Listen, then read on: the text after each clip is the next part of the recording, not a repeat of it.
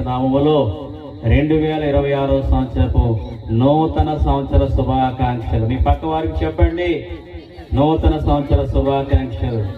దేవుడు మీ జీవితంలో నూతన కార్యములు చేయనుగాక. కీర్తనల గ్రంథము 65వ అధ్యాయం 11వ వచనం. సంవత్సరమును నీ దయా కిరీటమును ధరింపజేసి ఉన్నావు. దేవుడు అంటే మనకి ఏం ధరింపజేశాడండి?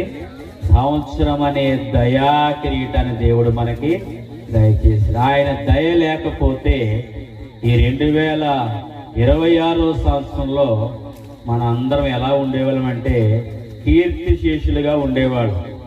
మన ఫోటోకి దండలు పడే, కానీ అటువంటి లేకుండా దేవుడు సజీవంగా ఉంచి ఆయన సంవత్సరం అనే దయా కిరీటాన్ని దేవుడు మనకు దయచేశాడు. దయచేసిన దేవదేవునికి మన 2 చేతులెత్తి దేవునికి స్తోత్రం చెల్లిందాము. హల్లెలూయా.